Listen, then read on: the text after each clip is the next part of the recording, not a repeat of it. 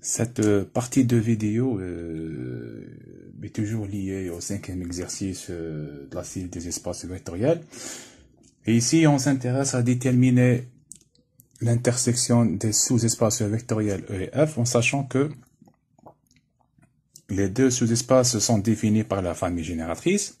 Et en plus, dans une question précédente, on avait déjà déterminé E plus F. Donc, comme E et F sont deux sous-espaces vectoriels de R2, alors leur somme et leur intersection est aussi un sous-espace vectoriel de R2. Donc, je vais dire ici que E inter F est un sous-espace vectoriel de R2. Alors, maintenant, je m'intéresse à déterminer une base et la dimension pour E inter F. Et pour cela, je peux procéder par plusieurs manières. Alors, première manière.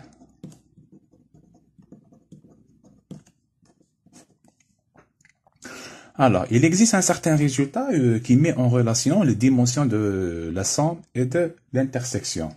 Donc, j'ai que la dimension de E plus F est égale à la dimension de E plus dimension de F moins la dimension de l'intersection. Alors, j'ai déjà déterminé la dimension de E plus F. Et on avait trouvé que E plus F c'était le R2, donc la dimension de E plus F c'était 2. La dimension de E c'est 2 aussi, c'est déjà établi. Pareil pour la dimension de F c'était 2. N'est-ce pas? Donc, quelque part, la dimension de E, c'est quoi? C'est le rang de ces trois vecteurs-là. Le rang, c'est 2. Pareil pour F, le rang, c'est 2. Donc, la dimension de F, c'est 2. Maintenant, à partir de là, je peux déterminer la dimension de E inter F. Alors, la dimension de E inter F, c'est quoi? Ça sera 4 moins 2. Ça va donner un 2. Voilà. Maintenant, ce que je sais, c'est que E inter F est un sous-espace vectoriel de R2. Et puis, j'ai établi que la dimension de E inter F est égale à 2, R2 de dimension 2. Donc, quelque part, la dimension du sous-espace, qui est E inter F, est égale à 2, est égale à la dimension de l'espace global. À partir de là, qu'est-ce que je déduis? Je déduis que E inter F, c'est le R2. La dimension du sous-espace est égale à la dimension de l'espace global. Donc, quelque part, vous avez l'égalité entre les espaces. Donc, comme je m'intéresse à donner une base pour E inter F, je peux dire que toute base R2 est une base pour E inter F. Et comme R2 est un espace qui est connu, donc je connais déjà une base qui est la base canonique de R2, je vais dire que la base canonique de R2 est aussi une base pour E inter F. Donc, la base canonique de R2, elle est formée par les vecteurs 1, 0, 0, 1, est aussi une base pour E inter F. OK. Alors, cette première manière, elle permet d'aboutir au résultat. Pourquoi? Parce que, à partir de la dimension de l'intersection, j'ai pu déduire l'espace. Donc, bien sûr, c'est un cas qui n'est pas toujours fréquent. Pourquoi? Parce que les cas dans lesquels je peux déterminer l'espace à partir de la dimension, c'est quoi? C'est le cas où la dimension du sous-espace est égale à 0. Donc, si par exemple ici, j'ai trouvé que la dimension de E inter F, c'était 0. Donc, je peux déduire l'espace E inter F. Et je vais dire dans ce cas-là que E inter F, c'est l'ensemble qui contient le 0 de R2. Et puis, ça c'est le premier cas. Donc, dimension du sous-espace est égale à 0. Et le deuxième cas, c'est quoi? C'est que lorsque la dimension du sous-espace est égale à la dimension de l'espace global. Donc, c'est uniquement ces deux cas dans lesquels je peux déterminer le sous-espace à partir de la dimension. Maintenant, si par exemple ici, en faisant ces calculs-là, j'ai trouvé que la dimension de E inter F, c'est 1. Dans ce cas-là, je ne peux pas faire le reste. Je dois passer par autre chose. Alors, ici, toujours dans cet exercice, on peut passer par une autre manière, donc deuxième manière. Alors, je m'intéresse à déterminer une base pour E inter F. Sachant que dans une première partie de la vidéo, on avait déterminé la somme E plus F, donc quelque part, on avait aussi déterminé E et on avait déterminé le F. Donc on avait établi que le E c'était le R2. N'est-ce pas? Donc je vais remplacer. De même pour F c'était le R2. Donc R2 inter R2, ça va donner carrément le R2. Donc E inter F, c'est le R2. Donc, toute base de R2 est une base pour E inter F. Et comme ça, j'aurai directement une base pour E inter F. Donc, bien sûr, cette manière, par rapport à l'exercice, elle a permis d'aboutir directement. Alors, il existe aussi une troisième manière.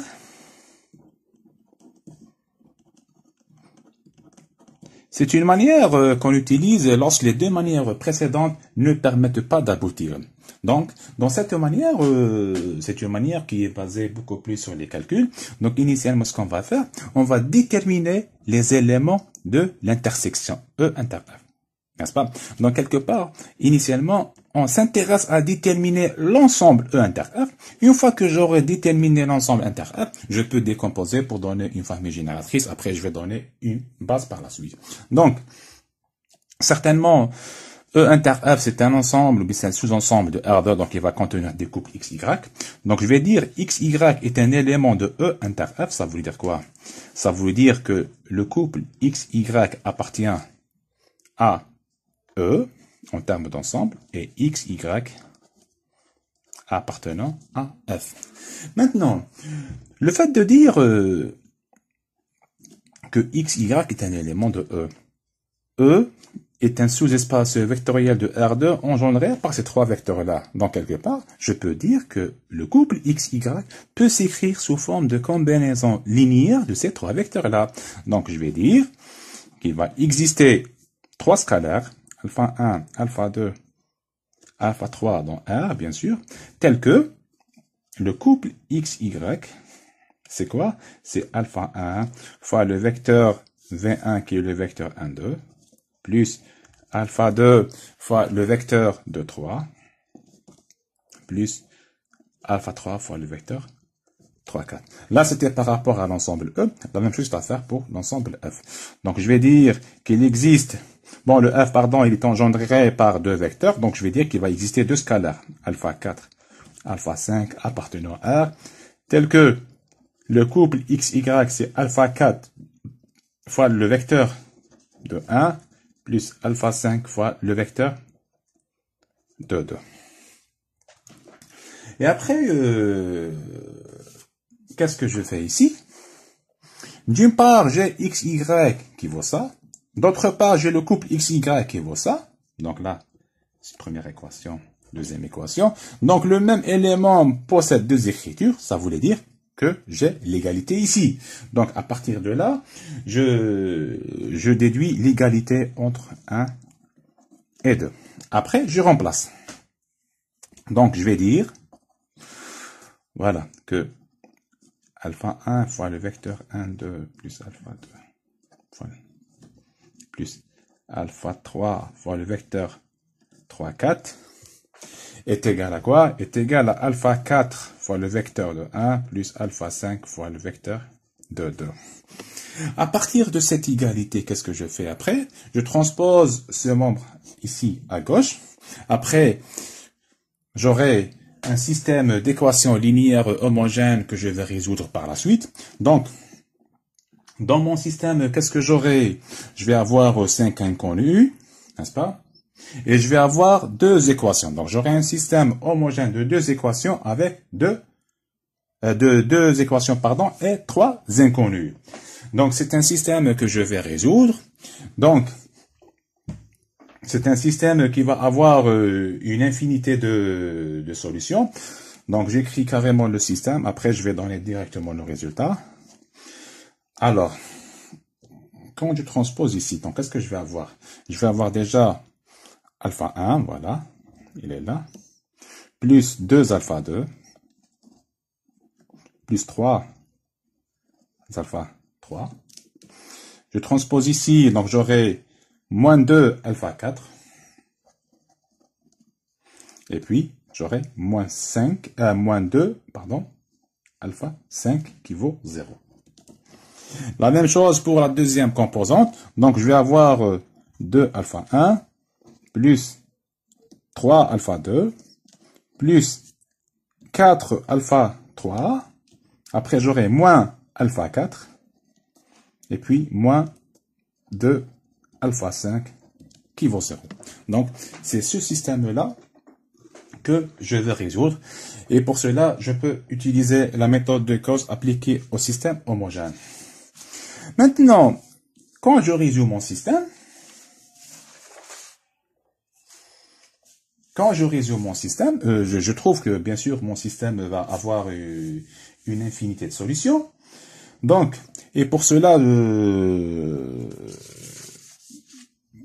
je peux fixer dans la résolution les variables alpha 3, alpha 4 et alpha 5. Donc, ce que je trouve comme solution, c'est que alpha 2, c'est moins 2 alpha 3 plus 3 alpha 4 plus 2 alpha 5. Et que alpha 1 est égal à alpha 3 moins 4 alpha 4 moins 2 alpha 5. Donc, quelque part, ces trois variables-là qui ont été fixées. Donc, je vais écrire alpha 3, alpha 4, alpha 5 appartenant à R. Maintenant, une fois que ce système-là, il a été résolu, et j'ai trouvé cette solution, moi, mon but, c'est quoi? C'est de déterminer les éléments de l'intersection, c'est-à-dire déterminer les couples X, Y. Donc, après, qu'est-ce que je fais? La solution que j'ai trouvée, cette solution ici, je vais la remplacer soit dans la première équation ici, soit dans la deuxième équation. Pourquoi? Parce que mon but, c'est de trouver X, Y. N'est-ce pas? Maintenant, pour simplifier mon choix, comme c'est les variables alpha 3, alpha 4 et alpha 5 qui ont été fixées, il est préférable de remplacer au niveau de la deuxième écriture ici. Pourquoi? Parce que c'est une écriture qui s'écrit en fonction des variables fixées, alpha 3, alpha 4 et alpha 5. N'est-ce pas? Donc, alors, quand je remplace au niveau de cette équation ici, alors qu'est-ce que j'aurai? Donc, quelque part, je remplace la solution que j'ai trouvée, bien sûr. Alors, je dois déterminer x, y. Donc, c'était, comme alpha 4 était une variable fixée, donc elle va rester. Donc, j'aurai alpha 4 fois le vecteur de 1 plus alpha 5 fois le vecteur de 2. Alors, je fais des calculs. Donc, je développe ici. Donc, j'aurai 2 alpha 4. Voilà. Plus 2 alpha 5. Et puis là, j'aurai alpha 4 plus 2 alpha 5. Donc, finalement, j'ai déterminé les éléments de l'intersection. Donc, je vais dire que E inter F, c'est quoi? Voilà, c'est 2 alpha 4 plus 2 alpha 5. Et là, j'aurai alpha 4 plus 2 alpha 5, sachant que alpha 4, alpha 5, c'est des réels. Et après, qu'est-ce que je fais? À partir de là, je vais décomposer pour donner la famille génératrice. Donc, quelque part, je dois donner initialement une combinaison linéaire. Une fois que j'aurai ma combinaison linéaire, je peux avoir la famille génératrice. Et par la suite, je peux construire une base pour E inter F. Alors, donc là, une fois que j'ai décompose, qu'est-ce que j'aurai? J'aurai alpha 4 qui sera multiplié par 2, 1, plus alpha 5 qui est multiplié par 2, 2. Sachant que alpha 4, alpha 5 appartenant à... Voilà, donc quelque part, je trouve cette écriture que j'ai établie ici. Donc c'est bon. Chaque élément de l'intersection s'écrit sous forme de combinaison linéaire de ces deux vecteurs-là. Voilà, j'ai une écriture sous la forme de la forme 1 réel fois un vecteur plus 1 réel fois un vecteur. Donc, quelque part, j'ai une combinaison linéaire ici. Donc, à partir de la combinaison linéaire, je peux dire que E inter F est engendré par les vecteurs de 1 et de 2.